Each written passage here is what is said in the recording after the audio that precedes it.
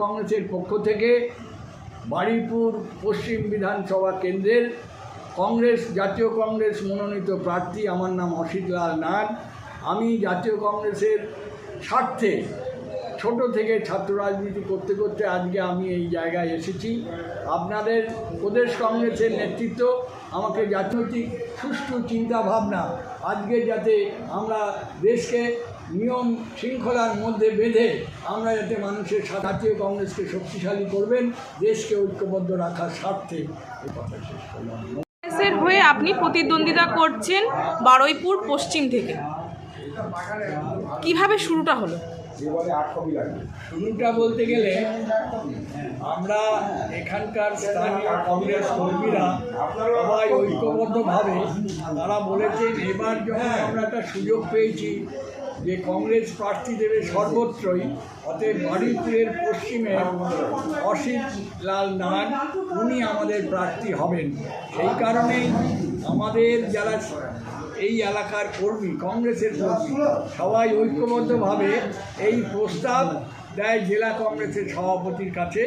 সেই জেলা কংগ্রেসের সভাপতি যেহেতু ঐক্যমত হয়ে এটা সিদ্ধান্ত করেছে, জেলা কংগ্রেসের সভাপতি সেটা প্রদেশ কংগ্রেসকে রেকমেন্ড করে। হ্যাঁ, অসিত লাল নাগ আমাদের এখানকার সবচেয়ে সিনিয়র মোস্ট কংগ্রেস কর্মী এবং আমি আমার রাজনীতি জীবনে 55 বছর ধরে কংগ্রেস করেছি। আজকের এই কংগ্রেস আমাকে এই সুযোগটা দিয়েছে নির্বাচনে প্রতিদ্বন্দ্বিতা করার। আমি মনে করি আজকের যেভাবে দুটো দল, তৃণমূল কংগ্রেস এবং বিজেপি, যেভাবে আজকের সাধারণ মানুষকে তিতিবিরক্ত করে তুলেছে এবং সমাজের যে ঘটনাগুলো ঘটছে তাতে যে তরজা দুটো রাজনৈতিক দল যা তরজায় করতে আরম্ভ করেছে তাতে সাধারণ মানুষের জীবন বিপন্ন হয়ে যাচ্ছে।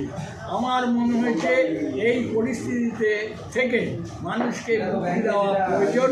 সেই জন্যে আমি এখন এই জাতীয় কংগ্রেসের এই নির্বাচনের প্রার্থী হতে রাজি হয়েছি এবং সাধারণ কর্মীরা তাতে খুবই খুশি হয়েছে এবং তাদের সঙ্গত কারণেই তারা ঐক্যবদ্ধভাবে আমার নাম জাতীয় কংগ্রেসের প্রার্থী হিসাবে মনোনীত করেছে।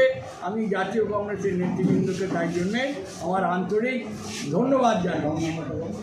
কংগ্রেস এবার একলা চলো নীতি নিয়ে এগোচ্ছে এবং 294টি সিটের মধ্যে তারা মোটামুটি সিংহভাগ দিয়ে দিয়েছে সিট।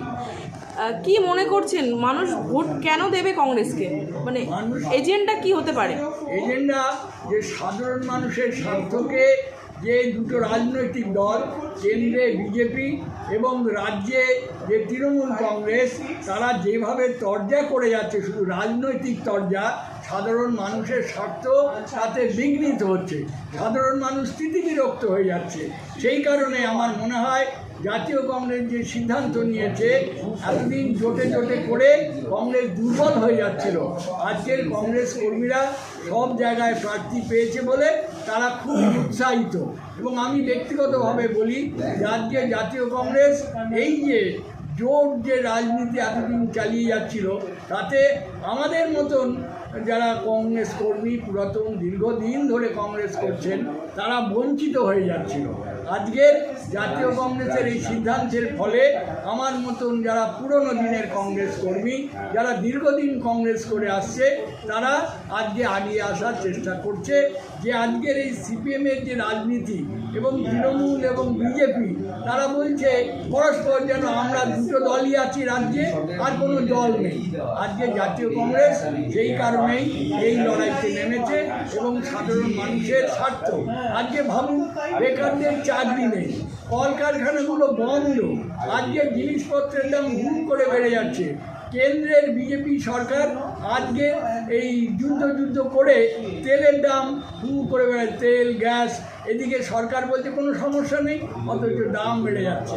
এর একটা প্রতিবাদ হওয়া দরকার। এই প্রতিবাদ করার জন্যই আমি জাতীয় কংগ্রেসের পক্ষ থেকে এই নির্বাচনে অবতীর্ণ হয়েছি। কি মনে করছেন এসআইআর হওয়াতে অধিকাংশ মানুষের ভোট অধিকার ক্ষুণ্ণ হতে চলেছে এই ভোটে? তো এই নিয়ে কংগ্রেস কতটা লাভবান হতে পারে ভুয়ো ভোটার থেকে, বা কতটা পিছিয়ে পড়বে যারা সত্যি সত্যি ভোটার ছিলেন?